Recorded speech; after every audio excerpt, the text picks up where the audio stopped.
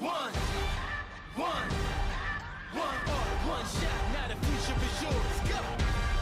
I'm turning dreams into reality. In the lab with the formula and chemistry. The memories spark and motivate and make the industry shake. We put the bars in the brakes. I'm talking one chance at best, yes. Painting pictures for the culture, keep the brushes fresh. Yeah, it's one art, one shot, now the future is yours. Go! Welcome to another episode of Smash Life Spotlight. My name is Justin Lamb. I'm the founder of Smash Life, and I'm excited to introduce our next guest. He is a senior manager in media strategy, and he's a progressive trance producer on the record label Scorchin Records by Super8 and Tab. His music has been played by many DJs, including Above and Beyond, Darude, Paul Van Dyke, Super8 and Tab, and Cosmic Gate. Please welcome Rahat Rashid, also known as Rez. Rahat, thank you so much for being here. Yeah, thank you for having me. I'm excited to be part of this and just speak with you. Same here, same here. I appreciate you taking some time to connect and share your story with our community. Before we dig in, do you mind quickly doing an introduction about yourself? You know, where you grew up, where you are now, just a little bit about you. I was born in Bangladesh, and then I moved to New York when I was 2 years old, and pretty much grew up there all my life until like maybe the last 2 years. And I just moved out to San Francisco just recently. So I'm out here in the Bay. My life and experience in San Francisco has mostly been my bedroom, but I'm looking forward to really exploring it a lot more this year. Awesome. Well, thank you so much for the quick introduction. Obviously we're privileged to have you in the Bay Area, and knowing a little bit about yourself. You are in PR. Tell me a little bit about your journey to finding your career. I understand that PR wasn't the first thing that you thought of, or maybe wasn't the first journey that you initially pursued in college, but just tell me a little bit about how you found a passion for PR. And what really sparked your interest to get in that field? Yeah, that's a great story. And it's interesting because I came to realize that this is really not like a trajectory a lot of people end up really having. But long story short is my family have like typical Asian parents want you to either be a doctor, lawyer, or finance person. And I decided to pursue something that my family wanted me to do, which was finance and investments, it ended up being something that I wasn't really truly passionate about. I went through all 4 years of college trying to like kind of discover myself. And like, I just realized near the end of my college year, once I was like wrapping things up, like this isn't something I want to do. So my mom helped line up an interview for me at JP Morgan. And I didn't even show up. I was just like, nah, I'm not going. And my mom was fucking pissed. But I just realized like, it's not for me. And I was just like, I need to find something that, I'm truly passionate about. And being an illegal immigrant, which is something that happened when I came here when I was younger, was not really by choice. And like, just some things just didn't work out and things didn't work, like our visas expired and things like that. And being an immigrant, my opportunities were limited, but I wanted to just find a way to kind of pursue my passion and like explore something. And video games was something that was always there for me. I really wasn't able to go out because of just like the fear of my family, just like something might happen, couldn't really travel that much. And video games was like my outlet. So I always admired the creativity developers put, the storytelling and all that stuff. And I wanted to find a way to get involved in that industry. And so after college, I was just like looking around and seeing like, I'm spending a lot of my time reading all these video game blogs and sites. I wonder if I can actually write for a couple of them. So I started shooting out emails to like some big sites, some small sites, asking if I could freelance or do some writing on the side for them and like kind of just build up my portfolio and experience. And eventually this one small group, Lens of Truth, like really small, I don't know if they're still there, was like, yeah, sure, go ahead. And I started writing a couple of reviews, couple of previews on that. And then one day, this guy, one of the editors reached out and he's like, hey, I like what you're doing. I like the hustle that you have. I think you and I could work on putting a larger site together. Like, do you want to go ahead and start our own site? I've been thinking about moving away and just doing my own thing. And I was like, yeah, sure, let's go for it, you know? And so and behold, we had the start of Game Blur, which we launched a year after. And that's where I started writing video. I was the editor-in-chief there. I was managing team members and like working to grow the site. I think in a year alone, we grew the site to 100,000 unique monthly viewers, which is crazy when you think about it. Just like in that short year time, just like a small site from nowhere, we were bigger than the site that we were working on, who I was originally working on. And it was cool because getting to that reach started making us more reputable to like PR folks, like people we need to connect with who would get us in touch with like the stories that we want to write about, the games that we want to review. And yeah, eventually I started connecting with these PR folks and I was like, wait a minute, like you could do this on this. And like, keep in mind, like we were breaking even with ad revenue on the site. So it wasn't really paying the bills. I'm still living with my parents at that time. And I started realizing like, oh, whoa, I can actually get a real job doing PR for video games. And so I put myself out there. I connected with one of my PR representatives from Bethesda and reached out to her. And I was like, hey, I'm gonna go fly out to Los Angeles, which is like the first time I got to travel ever in like 20 plus years. Because at that time I was already going through the procedures of getting my green card. And finally got to meet her in person and sat down and had like a 1 hour chat. And she like ran me through the ropes, taught me exactly what I need to be doing, what the role entails, what's so fun about it, what are things I need, what type of skills I need to have. And I took that and I digested it and I'm like, all right, maybe I'll go back to school, you know, get a master's in public relations and come back. And so I'm back. And then I go to an NYU Stern like introductory open session just to learn more about the program. And I sit down at this desk with this other lady and she sits there and she looks at me and she's like, what are you doing here? I'm like, oh, I'm thinking about getting a master's degree. And she's like, you don't need that. Like, you're good. Like, take my number down, contact me and email me. I'll get you in touch. I run my own boutique PR agency. And that's when I got my feet wet for PR.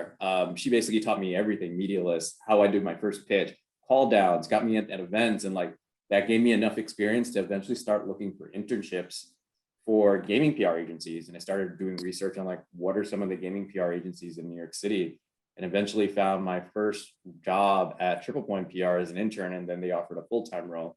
And that's where I ended up starting my career. And for the last 5, 6, 7 years, been doing gaming PR for a really long time. And then eventually expanded my interest and knowledge into like tech PR and consumer tech PR, working with startups and all that stuff. And yeah, it's what I really do enjoy doing that part of the job. It's always great to be just being able to tell a good story and like bringing it to the right people. So yeah, I've been just following my passions and just like one thing just led to another. And I guess I could go back for a second and just let me know if I'm talking way too long. No, keep going. No, okay, for sure. Yeah. So I think one thing I forgot to mention is like when I started in gaming, when I started exploring, I think one thing I told myself was that I wanted to work with Hideo Kojima or work on a project with Hideo Kojima because he's like one of my favorite developers. He made like probably one of my all-time video game series, Metal Gear Solid. And it's crazy when I look back at it now that I think about it, is that within my career, over the course of that, I think 3 or 4 years down my career, I got an opportunity to launch Metal Gear Solid 5. And I never thought that was gonna happen. That was fucking insane. It's like, when that happened, it just like hit me. It's like, I manifested the idea and it became into reality. And it's always been crazy just to think back and look back at that. Like I actually made that happen. Like I took that off my bucket list. And it was just by pure chance that the universe just like made that happen. So yeah. That's amazing. That's amazing. And I think it's really interesting. And we'll talk a little bit about like the manifestation. And I know you talk a lot about that in your social media as well. And just digging into that. But it is interesting to see when you start to go after your passions, it comes full circle in some sort of way that you're just like, wow, I never imagined that I would have been able to do that. But you're just kind of like focused on, pursuing your passion for, PR and getting into this realm and telling a good story, and then being able to bring it back to the foundation of why you even got into this field, right? Which is because you love video games. That was your escape as a child, and to be able to write for a game like Metal Gear Solid, that's probably it was a really cool experience for yourself. And kind of digging back a little bit to kind of what you said and about your parents kind of pushing you towards the finance perspective, to the finance route. What was that conversation like? I know that there's a lot of people out there that they have parents, maybe they're immigrant parents that come into America, and they have this idea of what their child should be because they want to come to America for all these opportunities and go those routes. But what was that conversation like with your parents? For maybe some advice that you would give to people that may be going through a similar situation. What are some of the things that you can share about that experience, and any advice you can share with them as well? Yeah, that's a great question. And I've never really thought about it, but at the same time, I remember just the look on my mom's face when she was just like, I'm not doing this interview. And then it was just a very difficult conversation. And it wasn't something that just like, it was like, I'm done. It continued to pop up over and over again. It's like, what are you doing with your life? Like, they didn't even understand what PR was at that time. And even when I started my career, they thought I was just playing video games, which I was like only like a quarter of the time in the beginning of my gaming PR career. But yeah, it was a super difficult conversation. And the one thing I realized I needed to do is just like, I need to stay grounded and stay true to what I truly believe in and like what I think is the best thing for me. Like, I truly believe that your parents are always going to be, at least my parents, they always have the right intentions, and they're always going to be looking best for you, and their intentions are based on their experiences and what they believe is the best way to have a fulfilling life or something. And the thing is, being aware of that, it's just coming from that empathetic perspective is like, yeah, it's difficult, and they don't understand, and you just need to really, even if it just is difficult for them to understand, you need to stick your ground and believe in and help them try to understand where they're coming from, but at the same time, stick to what you're saying as well. And like, just continue to keep moving forward. And I think over time, over the course, it's like, I had this conversation for years. Like, even when I got like a new job or got promoted, like, what are you doing? What's PR? Yeah, you just need to stick to your ground, and over the time, like, as I spent more time doing what my parents started to really have a better understanding of like, hey, like, this is actually a career. Hey, like, he's actually doing meaningful things that are like impacting companies or other people and things like that. And the more I was able to talk about it from an expert manner, the more they realize like, oh, this is an actual job. This isn't like something, he's just like doing for fun and stuff, but like, he's good at it, he's capable, and it's something valid. It's a valid skill. He has valuable skills that, they necessarily wouldn't understand, but like realize that like, yeah, this is something that's going to be working out. I love that. I love that advice, because I think you're right. Like, we have to have empathy around just the upbringing that they've had and the experiences that they've had, and then from there, also really having like true intention and purpose of why you want to go into something and why it's really a passion of yours, and why you want to pursue it, right? And I think like having those conversations, while it can be tough for some individuals with their parents, I think it's an important conversation to have, just because I think these are the opportunities that you want to pursue. And this is part of the reason why a lot of immigrant parents have moved over into the US is because of these opportunities, and sometimes they may not see it from that perspective. But it is interesting to hear, from your experience and how you were able to kind of comprehend that conversation, right? And how to approach that. But I love that you said empathy first, right? Because I think that that's how we open up to have really strong conversations and really constructive conversations about who we want to be and where we want to go, and just to be open about it. And that's even from like a society standpoint. I think that we can do that more and more. Is that it feels like we have closed off to one another in certain ways, and I think that if we can have empathy, I think we can just appreciate. We don't have to always understand completely, but you can appreciate each other and the journey that we're on to finding our own happiness. So I appreciate the insight there. That was amazing. And in terms of, the video game aspect, how did you land Metal Gear? How did you land that opportunity to write for Metal Gear Solid? Tell me a little bit about that process of how you were able to kind of. You mean like launch the game? Yeah, like launch the game. Like how did you tell us the story a little bit about that? Because I know that was one of the games that you loved growing up, and how did that opportunity come about? I'd love to hear the story. It was honestly pure chance, and that's why I'm like, it just like blows me away that like it happened. And like that, it's like when you think about it, it makes me realize to trust the universe a lot more when I look back now. I was at that point just doing some freelance work with another agency, and I was doing that for about a year as I was trying to discover like where I kind of want to go next in my PR career. And one of my old colleagues from my first job reached out, and she's been working at this one agency, and she's like, yeah, we're working with Square Enix and Konami. And I'm like, oh, really? And they're like, yeah, we're looking for a senior accountant executive right now. And, to see if you can work and launch like Metal Gear Solid. And like, my eyes just lit up. I'm like, what? And it's just like, holy crap. So I was just like, you need to get me an interview. And like, next thing you know, it was just like one interview after another, and just like talking through it, just being confident about like my abilities and my skills, and showing that passion for like how much I love the series and the game. And it landed me the job. And next thing you know, I was just like, we were like 4 or 5 months into launching the game.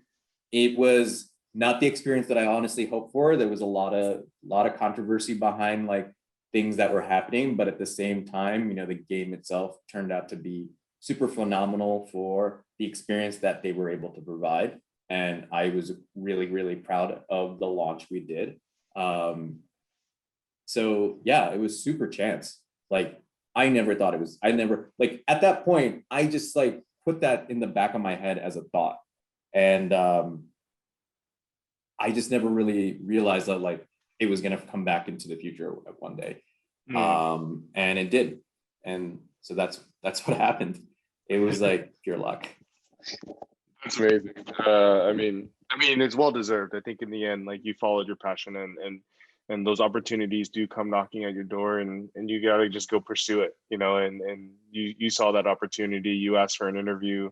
You just showed why you were the right person for the job, and that's an amazing accomplishment. And I'm sure that that's something that you mark in your career as something that you're really, really proud of, which is awesome.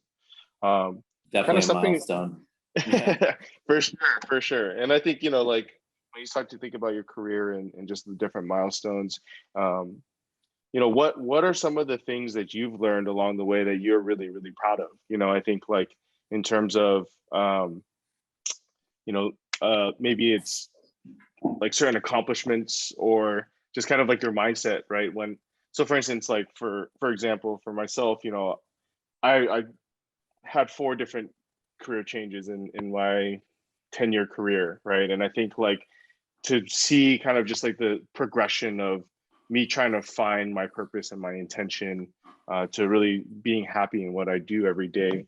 What were some of the things that you had to process in your life that might have been difficult, right? Maybe there's a certain point in your life where you were uncertain or really not sure where you were going. Were there any of those moments in your life? And then how were you able to overcome some of those? Yeah, that's actually a really good segue into my music career and like how I got into that. I think, as I was doing PR and I realized like, this is great. I'm really great at what I'm doing. I'm glad I've been able to work on that. It was not completely fulfilling in that sense, because I realize I'm a very creative person and I've never really explored my creativity to that extent. I appreciate gaming for its creativity, but those are other people's creativity, and that's other people's experiences that I'm trying to help others. I never fully explored my own creativity in that sense. And I've always realized that, like, I've always had that creative ability, but I never had something to fuel or put it into. And I had that moment in my life where kind of was going through kind of a midlife crisis. I don't know if you would really call 25 a midlife crisis, to be honest, but I was struggling with a lot of things at one point. Yeah, it was really down in the dumps, soul searching, and was trying to figure out what I would need to do. And then I realized that music, at that point, I was starting to get into dance music again, exploring and really going to these shows. And, you know, I was super like driven by it. And I just love like all the things you could do. And I sat there and I just realized that music has always been something, along with video games, that's always been there for me. And one day I'm walking past my office and about to head back into the office. And there used to always be this music shop, electronic music shop, that would be right under, and they were going out of business that day. And like, I was just like in this really dark place, and I just looked at it and like everything was going out of business. And I was like, fuck it, I'm just gonna go in and do it. So I walked in, ended up getting like a DJ controller, asked the dude like, hey, what do I need to learn how to produce music? And like, he told me about it. And I just charge it on my credit card, whatever, I'll deal with it later. And I bring it back. And then I'm just like, now what?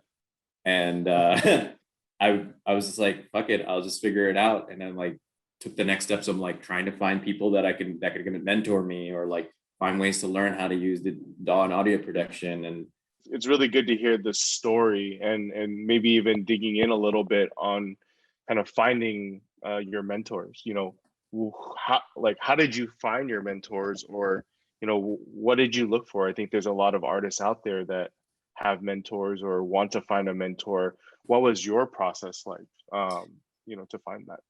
Yeah, I mean, first of all, I think when I first started, it was a lot more broad and open, because I'm like, I don't really know jack shit about music production or anything like that.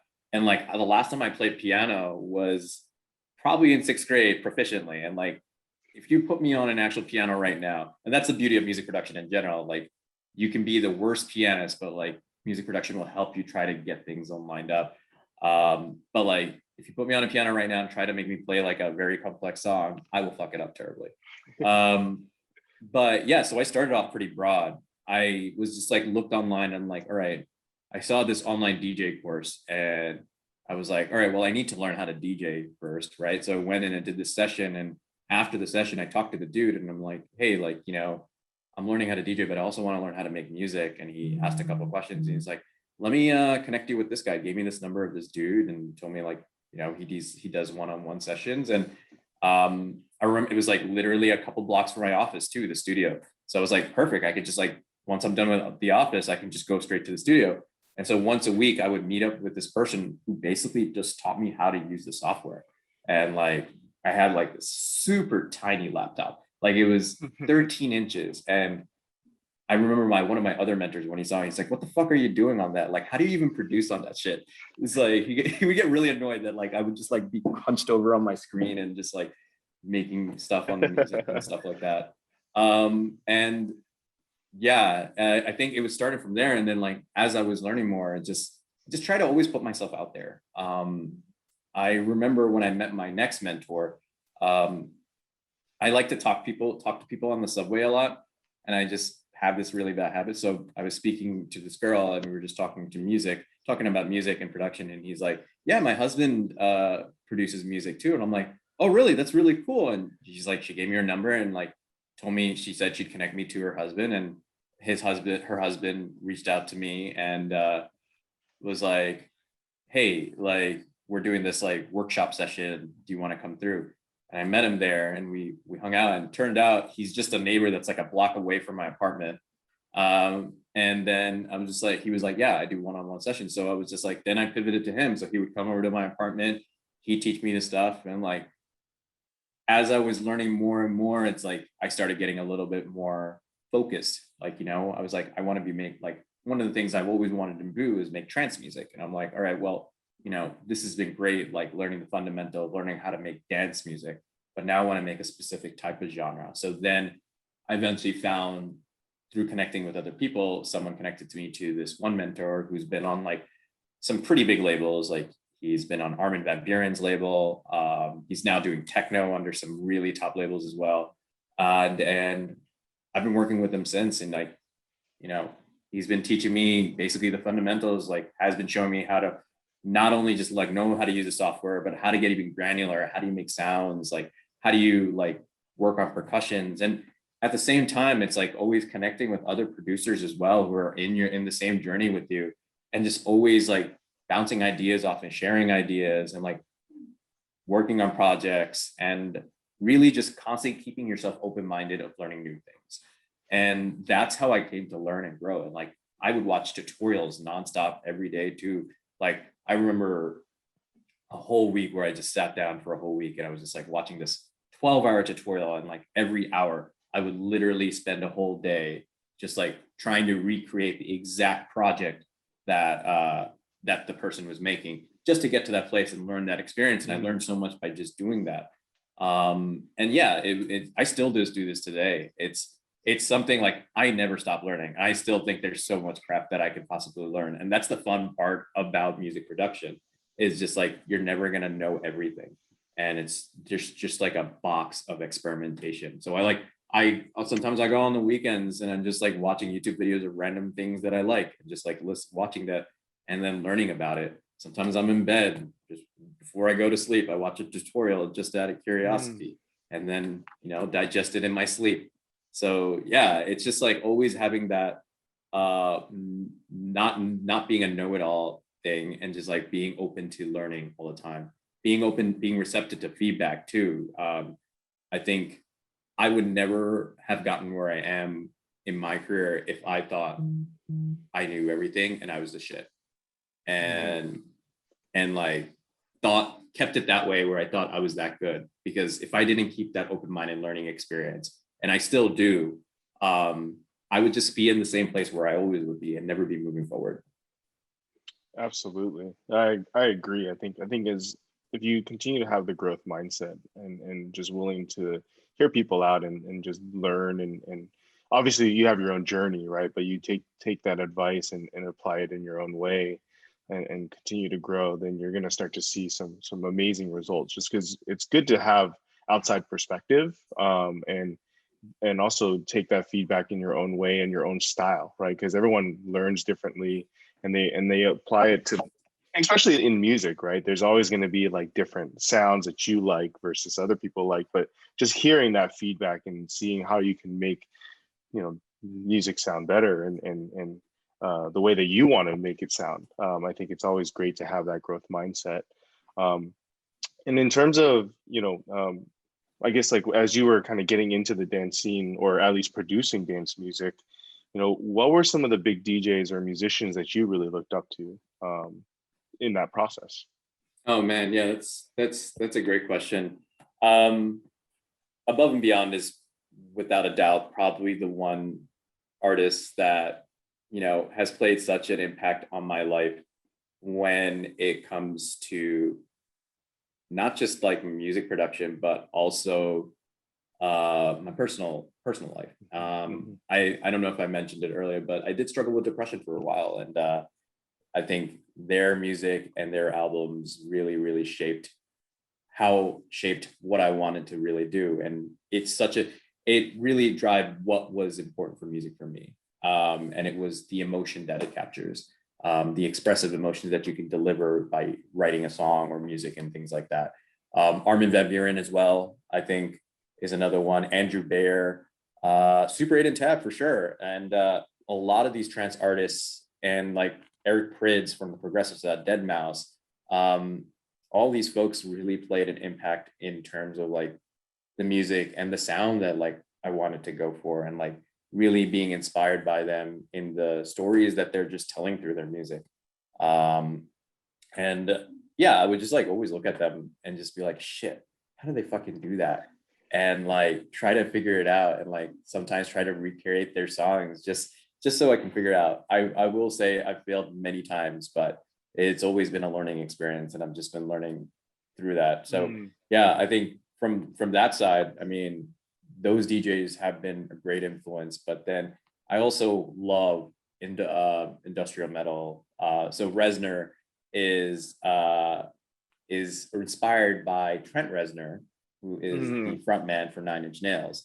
And a lot of people always ask about that, or ask me if I'm related to him in some way or another. And I'm like, nah. Yeah. Pay tribute. Yeah, I always pay tribute to him because like he's one of the he's somewhat electronic, and like, you know, always appreciated his music. Radiohead is another one, Muse, and like I think they all play inspirations and the type of music that I want to make. The Weeknd for sure is phenomenal, and Kendrick Lamar.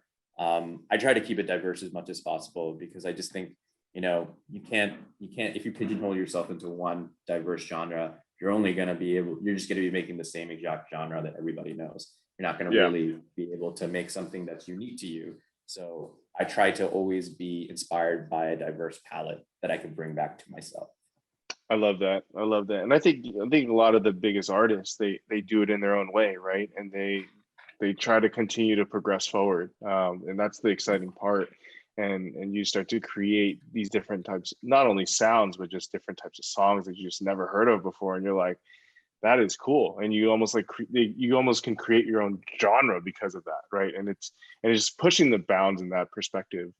So I love your approach in terms of taking influences from different genres and being open with it, being open about it, and using that in your production. And The Weeknd or Kendrick Lamar, if you're watching, if you're trying to get on a track with Rez, you know, hit him up. I would love to. I think one of my goals that I want to do is, you know, work on a project with The Weeknd. And I think he just has a phenomenal voice. His production's just like insane. There's one track that he had in his last album. I forgot what it was called, the After Week or something like that. But I heard it, I'm just like, whoa, I kind of want to remix this. So it's on my bucket list to see if I can actually do that. But The Weeknd is phenomenal. I just love his voice. And, you know, if I ever or when I ever get a chance to collab with him, I would be stoked. Like, I just have these ideas running in my head on like what I could do with him. But, you know, just keep moving forward on your journey and see where it takes you. Yeah. Oh, absolutely. I'm excited to hear the remix. I'm sure that's a good way to kind of catch their attention. And then from there, you never know what could happen. And you talked a little bit about Above and Beyond and kind of the influence that it's played, not only from a music production standpoint, but in your life. You know, and I mentioned this in the introduction as well. You know, they have played your song. You know, what was that like for you? You know, knowing that they've been such a big part in your life, to hear them play a song that you produced. I can't imagine what that is, so that's why I'm going to ask you the question. Because I'm a DJ myself, and I get when I see the crowd enjoy the music that I play, it's a different type of high, right? It's a high that you just like, you're so happy to see the reaction of other people enjoying the music that you play. And when Above and Beyond plays your song, how did that feel? Well, first of all, I had no fucking clue that they were going to play my song. I wasn't even listening to a group therapy at that time. Like, I mean, like I listened to but like, long story short, so to take it a little bit back, I've been working on like these two tracks for a really long time, and I almost felt a little defeated because I had sent this track to a couple of labels that I thought were really good and looked up to. And it's like applying for college. You start with Harvard and Anjuna Beats. You send it to Anjuna Beats. And I did send those tracks to Anjuna Beats, and I heard back from them. And they were like, hey, these are some great tracks. We're not looking to sign these at time, but we'll probably play it on the radio for you. So I was just like, oh, okay. So I'll just try to get it out. But then after that, I thought that was promising. That gave me some hope. But then after that, every other next year label. So it's like going to Harvard, and the next thing you go to is Cornell. And like the Cornell label, I guess you could describe it, rejected. all right, let's go to Baruch. And then it's like, all right, nope, we're not good. I got to a point where like I was down to like my last two labels where I was like, these are like the only two ones that would pick it. And events, one of them did. And, you know, they were really, really welcoming and, you know, really was like, hey, like, we love these tracks, we'll sign it. So I got those tracks signed. And the next thing I do is I shot an email letting the label manager from Anjuna Beats being like, hey, these tracks got signed. They're coming out this week on this date. No, you mentioned you want to play on the radio, but let me know. And then I just left it at that. And I just forgot about it. Like, I think that week at work was just like a very busy week. And it was a Friday where I was just heads down working on just some projects. And out of nowhere, I'm like, someone messages me on Facebook and he's like, dude, your track is being played on ABGT right now. Congrats. And I'm like, wait, what? The track's not even supposed to be out from 3 weeks from now. And it was fucking insane. Like, I saw it. I didn't get to catch it live on the radio. I was able to hear it later on Spotify and on YouTube. But like at that moment, I saw my name pop up on Twitter with like my track saying that they played it. And like, I started just thinking about it kind of makes me a little teary as well. Like I started crying really hard. And just because like, yeah, it was the first time to see like, as an artist and someone, you're always working silence. I'm not a person like to really like flex. And like, I've always been a person who's like, show, not tell. And to finally see that someone has recognized your work and you're able to show it and be able to show it to so many people, like tens and thousands of people who are just listening to that radio. It hit so hard for me. Like it made me like, I couldn't describe, like I had to call, I like was so excited. I started telling everyone at work, and like, who the fuck is Above and Beyond? Some of these people don't even listen to them. And like, but like, so people realize like, this is huge. And like my boss is like, stop working, take the day off, just go ahead and celebrate. And that's awesome. And that's what I did. It's like, that happened. And to continue that story, they didn't play it just once. They played it twice. And it's all thanks to the community of people that supported me when they saw this track got played on Anjuna Beats. So like the Anjuna family and New York Anjuna family, and a really good friend of mine, Peter TP, who has been like someone who's been always been a complete supporter and pushing me forward no matter what. And making sure that I just continue to keep on track with my journey as a music artist. So they have something called Push the Button, which is basically the most voted track from that radio show. What was everyone's favorite track? And so everybody banded together. Peter just like started throwing the track in like multiple different Facebook groups and channels, trying to get people to vote it and stuff like that. And this time I actually sat there to watch, and I sat there and I was like, you know, scared, crossing fingers, like anticipation, wondering if it'll get here. And then I hear Tony McGuinness, you know, announce the track as the Push the Button feature. And it happened like I think 3/4 of the way in. So like I was almost starting to think like, oh, it's not gonna happen. And it happened. And I was like, the same exact emotions like came through again. And like it made me so grateful, like super grateful for like the journey I went through, the people that have been super supportive, and like everything that like I worked on to get to that place. Like I as an artist would never be there without the support that people have given me to continue pursuing my dreams. It starts with yourself at first, and it always has to start and begin with you. But the people who support you are just like that extra push that just constantly keep making sure that you continue to move on that track.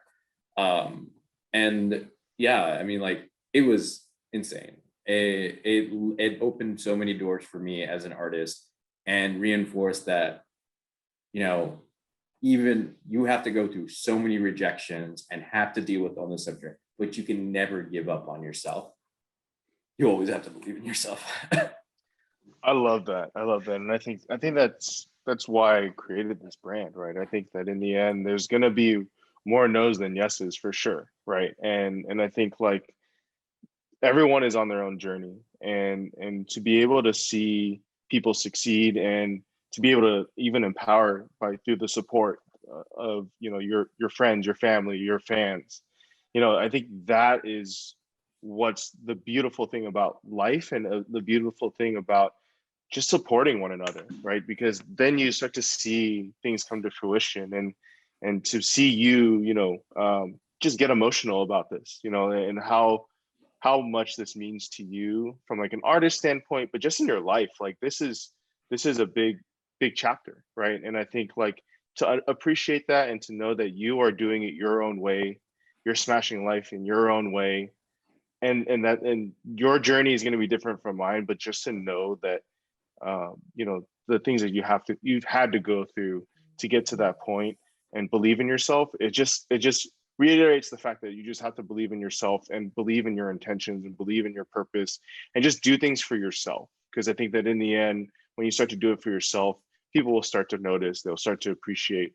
But you're, like you said, you're not a person that is about flex. It's all about just kind of going through your journey, right? And then doing it your own way. And then from there, yes, sharing the beautiful creations that you make as a producer, and then seeing what the reactions are going to be like. And now you're getting played by so many huge DJs. I'm sure that was like a snowball effect to Yeah. more and more DJs. Tell me a little bit about that. Like after they played the track, like you got signed with Scorchin Records. Yeah. I Tell me a mean, little bit about the journey. that was another challenging journey in between too. That was another point of discovery for me as well. And I didn't release anything for another year, I think, at that point, particularly because I got caught up with the high of like the excitement of being able to get released. And now I'm like, oh crap, now I need to make the next Glencoe. And I'm like, I need to repeat the success and repeat doing it. And I got caught up with the whole focus on like, I need to focus on making music for above and beyond. I need to like, my mindset got in the wrong place. Because of like all the success I got, and like I want to be able to replicate that. And as I was doing that journey, I started realizing like I was not enjoying making music anymore at that time, because I was so focused on making something for someone else rather than for myself. And yeah, it was interesting enough. And it was, I think, the year before the pandemic. I did a road trip from New York to Seattle with some of my really good friends. Super awesome that they like decided that they wanted to do this trip with me, and we had the best time. And we decided to end the trip by going to Seattle. Start in New York, go to Seattle, and celebrate at the Gorge, where Above and Beyond was playing with all these other Anjuna Beats artists. And on the set, they had like this workshop panel session and things like that. And one of them said demo Q&A, where like they would have the label managers there doing a demo feedback session. I was like, oh shit. So I could actually bring some of my track. And so I'm like, fuck, I really hope I have some of my tracks on the internet so I can download and put it on a USB. I remember like once we got there, I was scrambling to go to a CVS because I didn't why would I bring a USB on a fucking like road trip? On a like, road trip, yeah. Unless I'm like planning to DJ or something like that. So like, actually it's funny. I have the USB right here. This is the exact USB that it's just literally on the table. Like it's the exact USB that I had bought from that trip. And yeah, I went in, scrambled, downloaded like 2 projects that I'm like, they're not done yet, but I want to get some feedback. I want to get on the label manager's radar. And I go to him, and on the project were 2 tracks. One track is the sound that I think Anjuna Beats wanted, like that sound that I hear, that I really appreciate it. I think it's an amazing sound. And then another track was more experimental, kind of like an influence of like tech house, techno, and trance, like blended into like one genre. And he heard both of them. And he sat there and gave me feedback. And he listened to the first one, which was the experimental one. He's like, I really like the ideas and I love the ideas. Like, and he was like, oh, I've never seen any artist do this effect or percussive effect before. That's really cool. That's really interesting. I've never seen anyone do that before. And then he heard the track, and then he heard the second track, and he's like, he had less of a more exciting reaction. It was like, this is really cool. I love the melody on here. He wanted to know what the story behind the melody was, because I told him, like, you know, this, I gave him a heads up, like, this one's kind of deep, and this one was about a breakup that I had at that time. And like, I poured my emotions of that, and I held on to that melody for such a long time because I always wanted to bring it to life once I had the skills to do it. And he's like, I like the melody, but I love the arrangement that you have for this other track. I want you to take the melody from this track and put it into that track, because this idea everybody's heard before, but like what you're doing on that one could be a little bit more interesting. So I was like, fuck, now I got to do this whole track over again, and I have to do it in a different key and like figure this whole shit out. And I'm like, how am I going to do it? How am I going to do it? Like, I wasn't sure I was going to be capable to do it. And then I was like, fuck. So I mean, obviously I reached out to my mentor. And just to follow back up, what was really cool and what was really empowering after that meeting, shot him an email and just said, hey, thank you for listening to my tracks. I'm really grateful for it. And he replied and he said, and this was like super motivating for me and made me also reinforce that like I was in the right direction of what I'm doing. He said, yeah, you know, that was a great start to our demo feedback session. Everything else was downhill from there. So which means that I was the first person he listened to, and I was the best thing he listened to that weekend.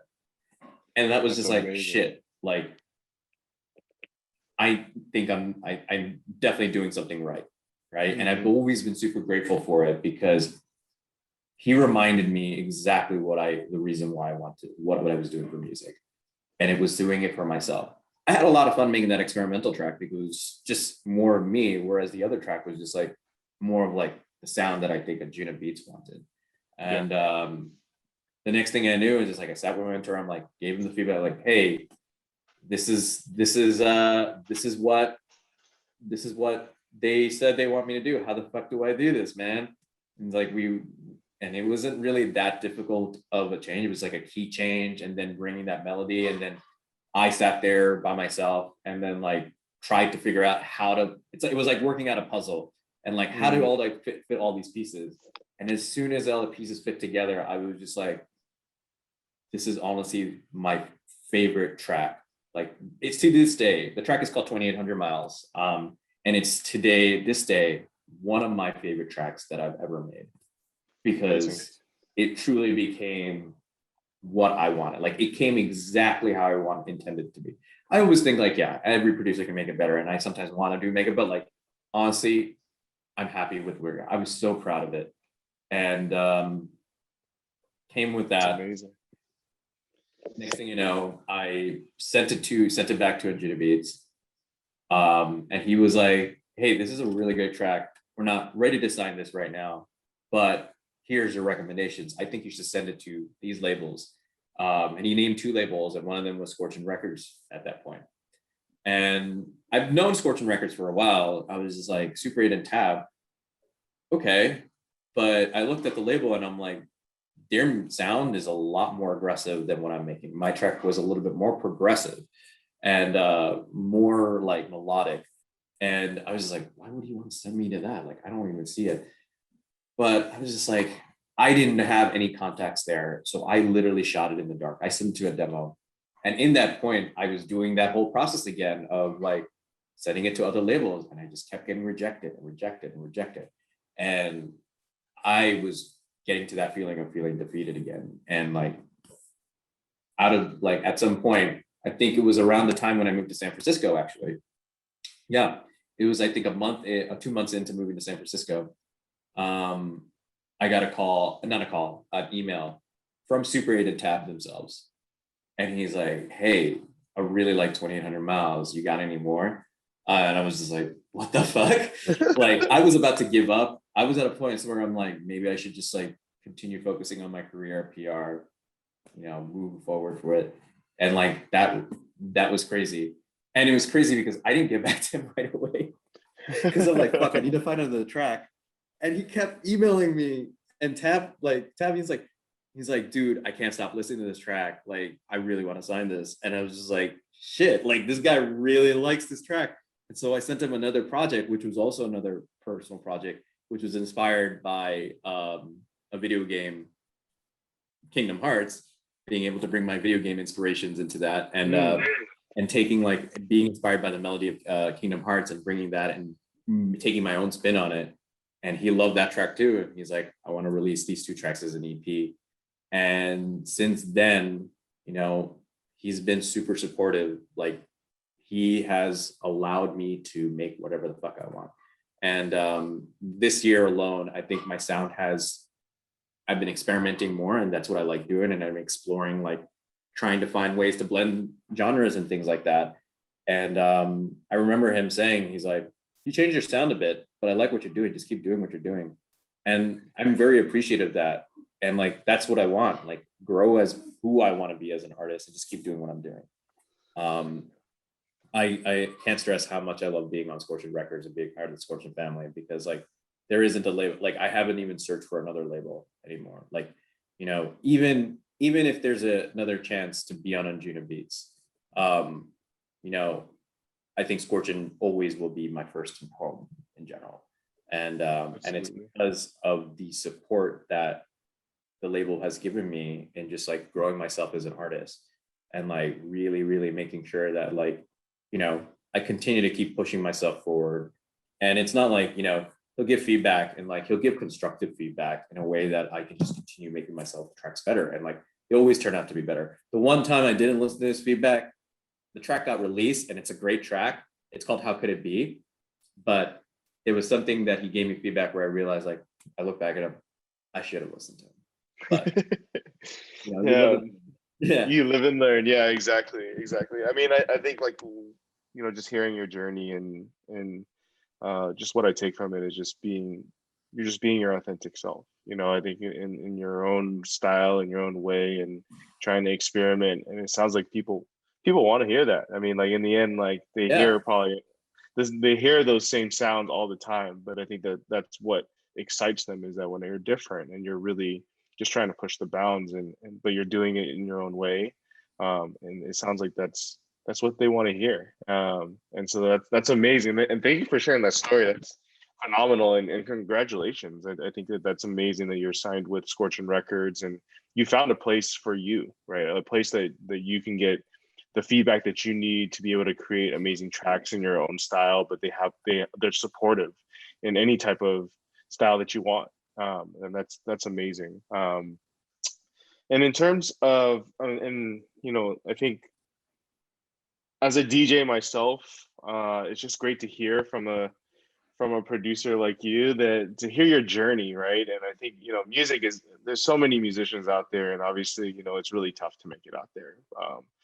But it's just great to see, you know, that you pursued this dream and you were able to achieve the things that you want. And I think that there's still more to go. I think that you're just kind of building your goals and your steps to get to where you really, really want to get to. But thank you for sharing that story. I think it's really inspiring. And for, you know, future DJs and producers, you know, I think that it just shows that if you just continue to push yourself in your own way, things will just come back to you. And just continue to put yourself out there, like you said, and listen to feedback and just continue to work on your own music. It's gonna be good stuff, you know. Yeah, you got to stay committed to your craft, be open-minded, and like you said, it's like you have to stay committed to what you want to be delivering as your sound. And I like what you had said about like creating your expression and your sound of yourself. And I think that's always been something that like I wanted to do. Like I wanted people to be able to, like, when they hear a track, they'd be like, okay, this definitely sounds like Reznor. And even though like it might sound different, and I've heard that many people like, even though a lot of my tracks have some very different variations, they're always able to tell like certain things that just like know, like, okay, this is a Reznor track. And I think that's how you grow yourself as an artist, is when you start discovering that signature of you, you know, like what makes sense. Like some people say it's like the way I use my percussions, other people say it's the way I use my arpeggiators, and like, you know, the way the melodies come out. and like building on top of that and expanding on that further, and like, what can I do even more while sticking true to it? And it's always been fun. It's like, just, I always like try to do something new. It's like I don't think all my tracks really sound like Glencoe sounds very different from 2800 miles. 2800 miles sounds very different from Dearly Beloved. But at the same time, there are just some elements that always kind of repeat themselves that just like help people know and define who you are. So yeah, I think that's something I definitely encourage other artists to do, is like just continue to keep discovering yourself and like continue to experiment. When you find things that you like, see how you can build on top of it or just expand on it even further. Absolutely, absolutely. I think that's why some of the biggest DJs are so successful. I think you, like you said, they find it's their song, but it sounds so different, right? But there's like something that resembles that it's their style, right? And people love that, but they don't want to hear the same thing over and over again, but they want to see it evolve and expand and what's next, and I think that's what makes them successful, and I have no doubts that that's you're going to be successful in your own way, and I'm excited to continue to follow your journey, to hopefully maybe even attending one of the festivals that you'll play at one of these days. In terms of and kind of transitioning, I think learning about your musical career, you have a big social media presence around mental health. Tell me a little bit about how you got started with kind of posting every Monday about your mental health, and being able to share, tips and tricks and things that you've gone through. Where did that start for you, or how did that get started? It's funny you mention it, because the mental health Mondays are very recent. I think to take it way back, I think mental health became so important to me once I recovered from depression, and once I like got more grounded with myself and like really started understanding the importance of mental health.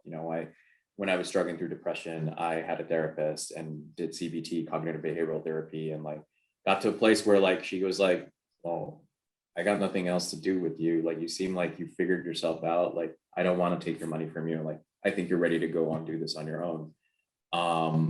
And throughout that, it's always been just an important experience for me. Like, I just realized how important it is to like really be able to take care of your mental well-being in order to just keep moving yourself forward. And then I think 2020, I think, was a super challenging year for everyone. And I was in a place when I was leaving San Francisco, Glencoe, like ABGT, all that stuff just like recently happened.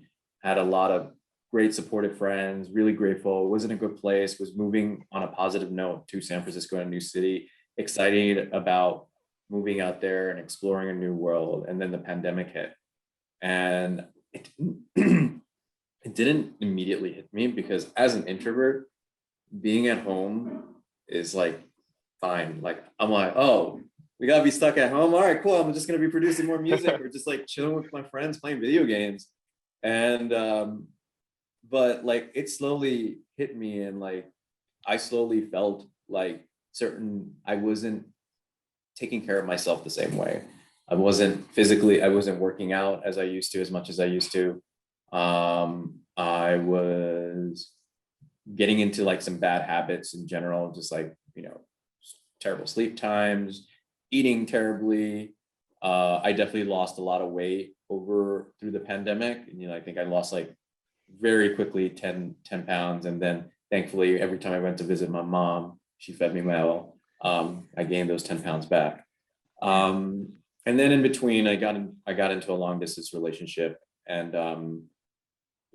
I love her, but it was we were meant to grow apart from each other. And a lot of that was like, it was challenging in the sense of like, definitely had to challenge myself and be aware of like became aware of certain things. I became regressed in my mental health wellness. And when we decided to part ways, I just felt how important it is to take care of yourself. because I think after that, I was just like, I need to do me. I need to take care of myself. And yeah, it was at that point where I just realized one thing that I always found really important that I came out from 2020, from that relationship, is that I like to serve other people. You were talking about earlier about, what's so much fun about DJing, like seeing people so much happy. And I remember when I got my first headline show, closing for JTech. And I remember seeing the crowd of people that stayed for me and watched me till the very end. Like, it was such an adrenaline high. Like, I could not sleep that night. And it was like 5 a.m. and I felt like I was wide awake. Like 5, 6 a.m. I was wide awake and I couldn't fall asleep until like 7. Like, we went out to have dinner and stuff like that. And I asked, there was this one exercise that I did. It's like, where I asked my friends, it's like, what's one thing you remember when I felt like I was at like my hot peak moment, or like, and a lot of people always brought up something about, when I was like that night at the DJ moment, or like when I'm helping someone else, or like someone when I'm working on myself. And those are like those kind, and it like made me realize like they all had like a common thing. It's like, yeah, working on myself to help other people. And that's when I realized that like I want to help other people, big or small, doesn't matter how many people I reach. And over the time, throughout like the last 2 years, I've been meditating a lot more, and I've been using the comment. And one thing I just do, because I don't like being on social media too much, but I just like to keep myself relevant by adding like a story. I always add every morning after I finish my daily meditation. Calm always has like a daily 10-minute meditation. There's always like this really nice thought-provoking quote that makes you think.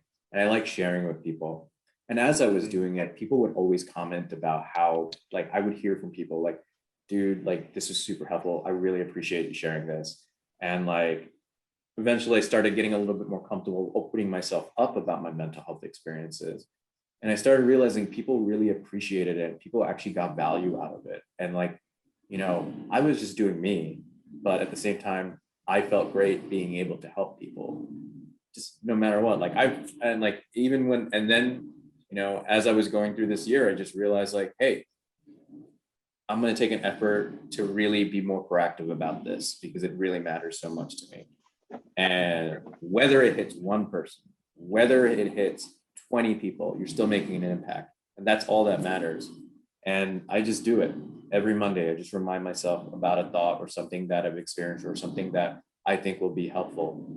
I couldn't agree more. I think in the end, it's just really, I align with that so much, because that's why I created the brand, right? I think it was like, if I can impact one person or 10 people to just like change their mindset to say, I am worth it, to just bet on myself and pursue the dreams that I want to achieve. Like that for me is something that like that would fulfill every purpose that of why I created the brand, right? And I love that you are able to share that, because I think there's so many people that do want, or they have this desire to share like some similar situations, and to be able to understand how you went through, or how you overcame certain situations, or how are you able to like think through this particular challenge in your life, and to be able to share that on social media, and like you said, to get that feedback of just like, thank you for sharing that helped me in my day, or that made my day, or that helped me through this particular challenge in my life. I think that's really what's like the great part about just sharing, is that you just never know who you're gonna impact. And as long as you put those positive vibes out there, I think there's somebody, whether you hear it or not, there, I think you will, like you do somehow or some way, right? And so I love your approach behind that, because I relate to it very much, and from a brand perspective, is that's what our goal is too, is just to be able to share, and just know that there's people that are going through similar things and different things, and we can all help each other out. And when you start to help each other out, just kind of see the happiness of people when they overcome that particular challenge, to see how they can progress in their life. It's just it's such a rewarding feeling. I felt that, in the campaign that we did for Autism Acceptance Month, just to see, one of my family friends who was a big part of the campaign, just to see him light up, and to see him express to his parents that he loves dance and he wants to pursue that in his life. And it's just like, those are the things that you just can't take away. You could take away the shirt, you could take away the brand, but you can't take away that particular feeling, and seeing how they continue to push forward as amazing person and continue to inspire others. So I appreciate you sharing that. And if you guys want to check it out, definitely check out. I'll put a link on for your Instagram. But I do appreciate those posts too. So thank you for sharing those. Yeah, man. And I'm glad you brought that up. And the stuff that you're doing with Smash Life is absolutely amazing. Like, I think the brand is super cool. And like, to go back what you were saying, it's like the impact. People think you're making an impact to one person, but it's a domino effect, right? And people don't realize that. Like, you're impacting this one person, that person will eventually impact another person. And if we're able to share and impart that well, it's just going to constantly keep moving forward, as long as you just keep doing what you're doing.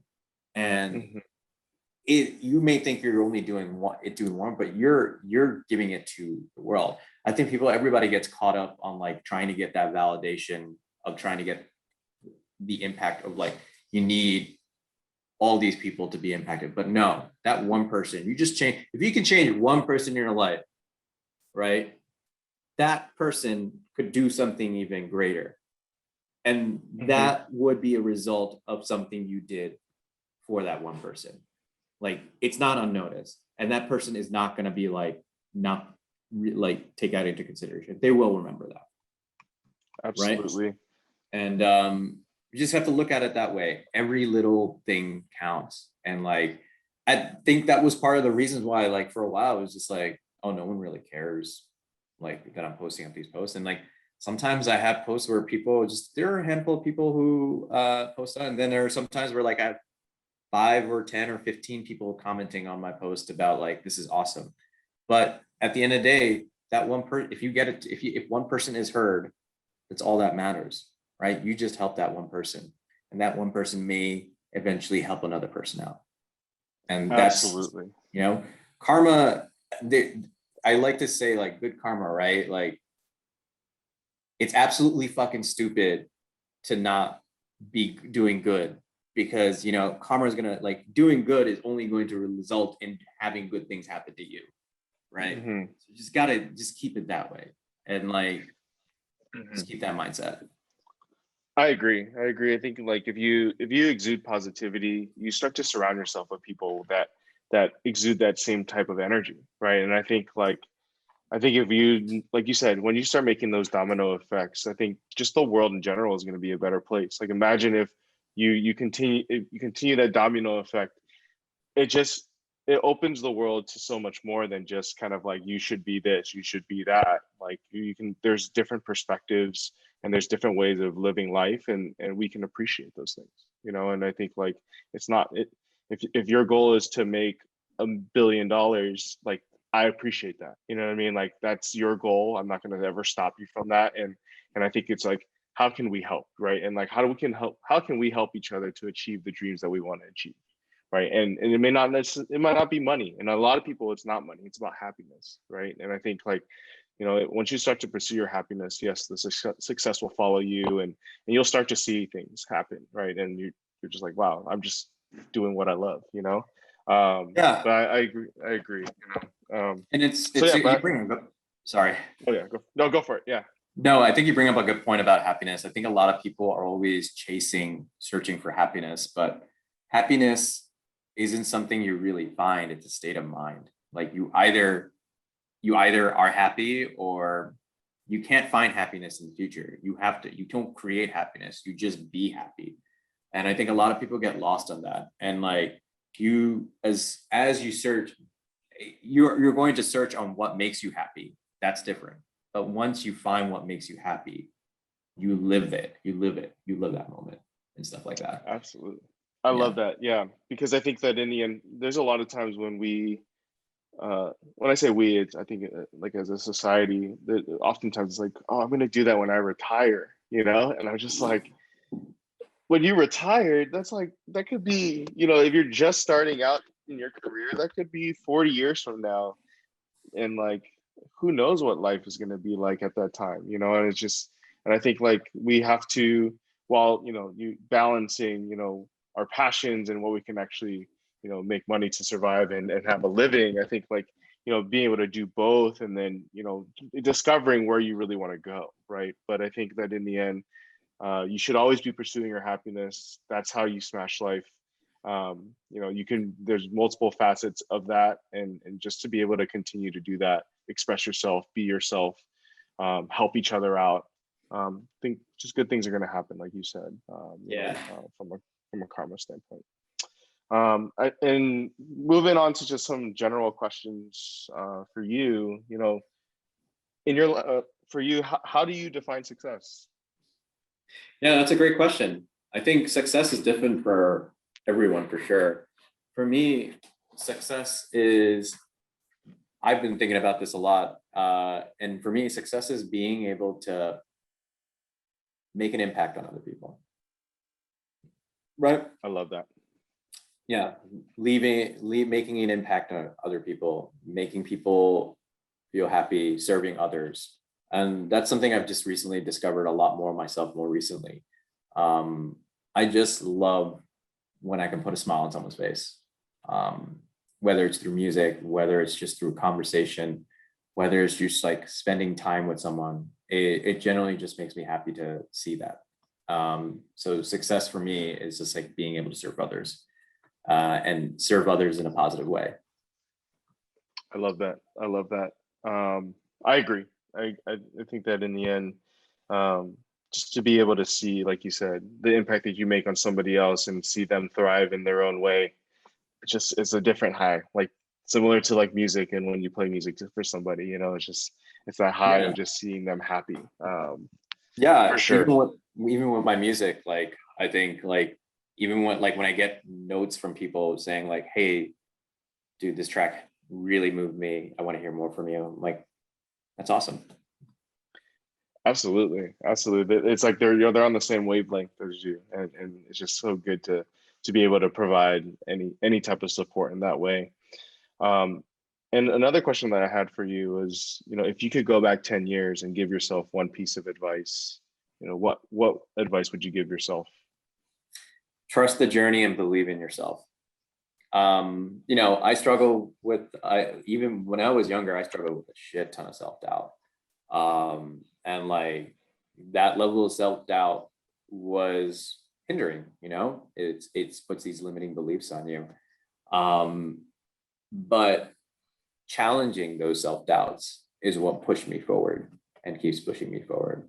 And I think telling myself that early on and like letting myself know 10 years ago, I was like, dude, everything's gonna be okay. Just trust the journey and believe in yourself more. I wonder what would happen if I did that if I went 10 years back and I told him so, and he like what am I now? 22-year-old me was like, fuck, okay, believe in myself more. And like, you know, when you believe in yourself more and you trust, appreciate everything that's in front of you, you start manifesting so many cool things. And it may not be exactly what you might think it is, but you're getting the things that you need to fulfill yourself. And you just need to appreciate that. And when you trust that journey, it's going to be amazing. Like you'll feel confident about what's going to be happening. And you don't really worry too much about like what's going to happen in the future. We all worry about the future, but at the same time, you get more focused on the present through that. Mm-hmm. Oh yeah, 100%. I agree. I think that yeah, even starting this project for myself, you know, I think that I didn't have experience running a clothing business before, you know, but I think like I like the intention of just like what our mission was as a brand, you know, and you know, just going through the process and, you know, just being able to, like you said, the success is going to look different than you know, what you initially envision at times, but that generally is better, right? Like you expect certain things, but then when you actually go through the process, you're like, oh wow, I didn't expect those things to happen, right? And I think like it's just putting yourself out there in that perspective and really just trusting your gut, going after it. It's gonna be hard, but at the same time, this is what really pushes you from that growth standpoint, right? It's like, Yeah. oh, you're gonna do things that you've never even imagined that you would be doing.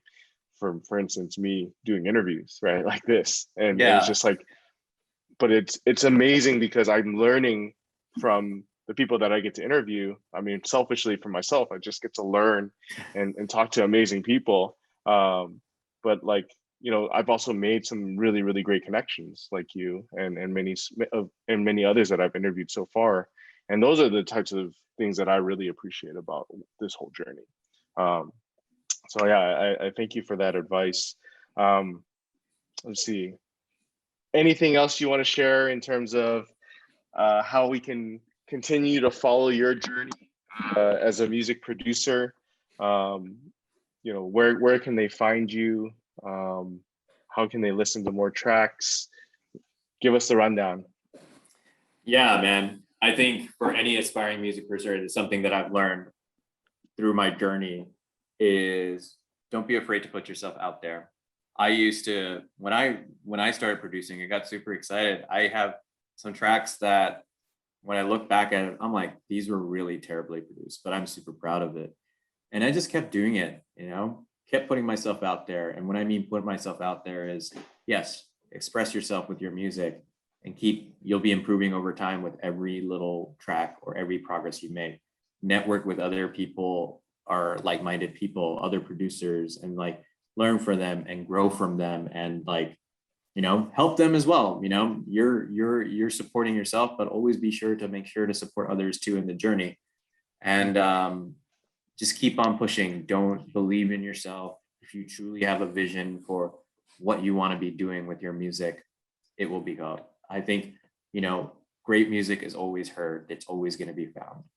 And, you know, if people resonate with it, people will come to you, you know, but you need to put yourself out there.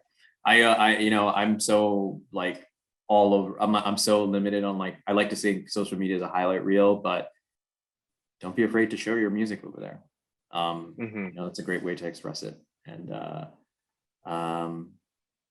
yeah, that's probably my biggest takeaway. Absolutely. Well, I really appreciate you taking some time today to chat with us. I have listened to 2800 Miles. It's a fantastic track. For everyone that's listening, definitely check it out. We'll put some links on how to find the tracks that you can listen to. And now you even know the background behind some of these and can appreciate them a little bit more. And I think that's why we do these things, is that we can learn from experiences, but also appreciate the journeys of others. And so, Rahat, thank you so much for taking some time today. I love the advice, the feedback, the just everything that you're doing. You resemble and embody the Smash Life mentality. So I really appreciate you taking some time today and chatting. Yeah, thank you so much for having me. It's been great to tell this story to you, and I'm just honored to be here. Like I said, I love the Smash Life mentality and the brand that you guys are building, and really, really hope that you continue to inspire others through these stories and through the brand itself. Absolutely. Well, thank you, Rahat. We'll definitely talk soon, okay? Cool.